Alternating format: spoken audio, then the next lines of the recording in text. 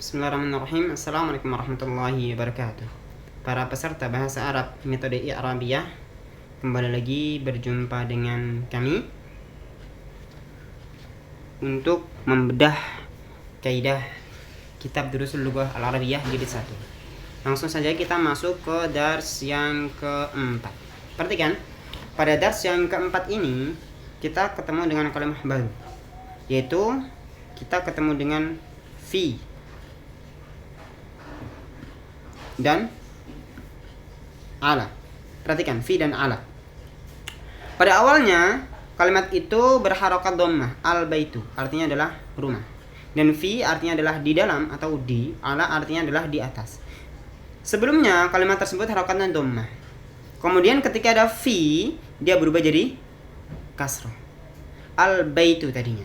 Ketika ada fi berubah jadi fil baiti, kasrah. Lalu al-maktabu tadinya dhammah, al-maktabu. Ketika ada ala, dia berubah jadi kasrah, alal maktabi. Nah, dari sini kita akan belajar tentang harfu jar. Apa itu harfu jar ini? Harfu jar adalah kalimat huruf yang menjadikan kalimat setelahnya majrur. Di awal kita sudah membahas tentang i'rab, dan ada yang hukumnya jar disebut dengan majrur. Yang mana tandanya apa kalau majrur? Kasrah. Tandanya adalah kasrah. Nah, harfu jar, di antara harfu jar adalah fi dan ala ini. Dia adalah harfu jar, sehingga ketika ada fi dan ala, maka kalimat setelahnya menjadi majrur. Berarti tandanya adalah kasrah. Nah, makanya di sini al-baiti sama al-maktabi, dia harokatnya adalah kasrah. Harokatnya adalah kasrah, fil baiti, bukan fil baitu lagi. Alal maktabi, bukan alal maktabu lagi. Nah, di sini kita tahu ala dia adalah harfu jar. Dan apakah dia bisa berubah-ubah? Apakah dia mu'rab? Apakah dia bisa menjadi alu atau alayu, ali atau alayi? Tidak. Kenapa? Karena dia mabni ala sukun. Dia mabni ala sukun. Dan kalimat setelahnya, yaitu al-maktabi atau al-bait yang di atas tadi, itu disebut dengan isim majrur. Disebut dengan isim majrur. Bi ala, dengan kata ala. Kenapa? Karena kalimat sebelumnya adalah ala, maka kita sebut dengan bi ala. Jika kalimat sebelumnya adalah fi, maka kita katakan bi fi, bukan bi ala. Maksudnya bi ala adalah karena ada ala. Isim majrur bi ala, isim majrur, isim yang hukumnya jar, bi ala karena ada ala. Kalau nanti fi berarti bi fi karena ada fi. Dan tandanya apa? Tandanya adalah kasrah. Tandanya adalah kasrah, dan ini terkait dengan huruf jar yang mana setelahnya berarti isim majrur. Nah, di pelajaran yang ini juga, yang keempat juga, kita akan belajar, kita akan ketemu dengan yang namanya aina. Nah, di sini kita ketemu aina. Kita ketemu dengan aina. Aina artinya adalah di mana. Dan di mana itu dalam bahasa Indonesia termasuk dalam kata tanya. Sehingga dalam bahasa Arab aina ini termasuk dalam isim istifham. Isim istifham. Kemudian kita akan ketemu dengan kata huwa. Huwa artinya adalah dia. Huwa artinya adalah dia. Dan dia dalam bahasa Indonesia itu dia termasuk dalam kata ganti. Dan dalam kata ganti. Dan dalam bahasa Arab kata ganti itu disebut sebagai isim dhamir. Ya. Huwa di sini adalah isim dhamir. Kata ganti itu disebut dengan isim dhamir.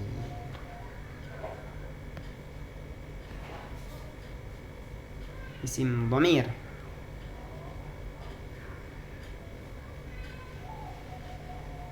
Huwa adalah isim dhamir. Lalu kita juga akan ketemu dengan, saya tampilkan dulu.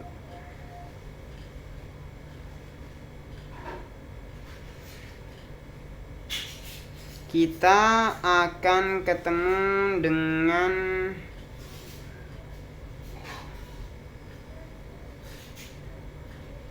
hiya. Kita ketemu dengan hiya. Dan hiya dia juga isim dhamir. Hiya ini dia juga isim dhamir. Hiya adalah isim dhamir. Sama seperti huwa tadi. Huwa adalah isim dhamir, hiya juga isim dhamir atau kata ganti. Lalu bedanya apa antara huwa dengan hiya? Huwa itu digunakan untuk laki-laki. Makanya ketika pertanyaannya adalah aina Muhammadun, di mana Muhammad? Muhammad adalah seorang laki-laki. Maka jawabannya adalah huwa. Dia fil ghurfati, di dalam kamar. Kenapa? Karena bertanya tentang Muhammad, maka jawabannya dia.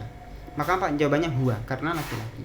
Tetapi ketika dia berubah, pertanyaannya adalah tentang Aminah, yang mana dia adalah perempuan, maka pakainya adalah hiya. Nah, isim dhamir yang menunjukkan kepada laki-laki itu disebut dengan huwa.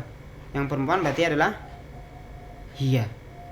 Nah, jika suatu kalimat dia menunjukkan kepada laki-laki, itu disebut dengan mudzakkar. Ya, intinya adalah kalimat yang menunjukkan kepada laki-laki, dia disebut dengan mudzakkar. Sedangkan kalimat yang menunjukkan kepada perempuan itu disebut dengan muannats.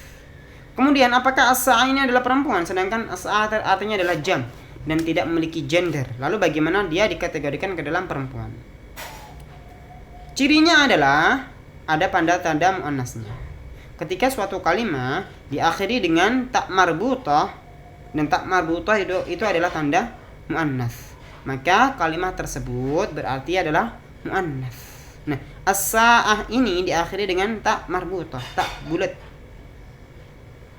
Yang mana tak bulat ini, tak marbutah ini merupakan tanda dari muannas, sehingga as-sa'ah di sini dihukumi muannas. Jadi dia pakainya adalah hiya. Bukan pakai huwa, tapi pakainya adalah hiya, karena as-sa'ah diakhiri dengan tak marbutah. Di antara tanda muannats adalah diakhiri dengan tak marbutah. Kemudian kaidah selanjutnya adalah setiap nama perempuan tidak menggunakan tanwin. Nama perempuan itu tidak menggunakan tanwin. Contohnya adalah Aminatu. Ada tanwinnya? Enggak. Tidak ada tanwinnya. Karena dia nama perempuan. Nah, sekarang kita akan mengi'rab. Karena pembelajaran kita itu menggunakan metode i'rabiyah. Maka kita akan mengi'rab.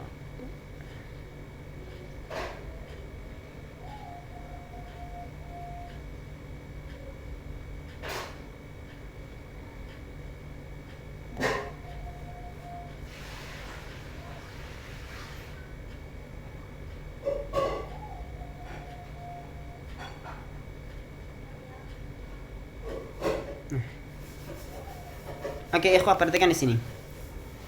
Kita akan mulai mengi'rab dari huwa fil ghurfati. Perhatikan. Huwa fil ghurfati. Artinya dia ada di dalam kamar. Huwa adalah kalimat yang berada di awal jumlah, maka dia disebut sebagai mubtada. Ketika dia mubtada, maka hukumnya apa? Marfu. Jelas di sini. Ketika dia hukumnya marfu, maka tandanya menggunakan dhammah. Jelas. Kemudian kenapa dia nggak pakai dhammah? Kenapa nggak hu? Karena dia mabni alal fathi. Dia mabni alal fathi, dia tetap pada harokat fathah, sehingga nggak bisa jadi hu ataupun hui. Dia tetap huwa, nggak bisa jadi hu ataupun hui. Kemudian fi, di dalam. Ini sebagai apa di sini? Tadi kita katakan bahwasanya yang di atas tadi fi adalah harfu jar. Kita katakan harfu jar. Lalu dia adalah mabni ala sukun, karena nggak bisa berubah-ubah dia.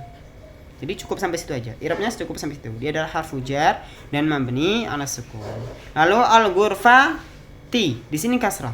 Kenapa kok kasrah? Karena dia isim majrur. Bifi isim majrur karena ada fi tadi. Sehingga ketika dia isim majrur, maka tandanya menggunakan kasrah. Makanya al-ghurfati. Bukan al-ghurfata, bukan al-ghurfatu, al-ghurfati. Selesai di sini. Fi harfu jar mabni ala sukun, al-ghurfati isim majrur bi fi, tandanya adalah dengan kasrah. Nah, Kemudian yang kurang adalah ketika ada mubtada, perhatikan, ketika ada mubtada itu pasti ada khabar. Ketika ada mubtada pasti ada khabar.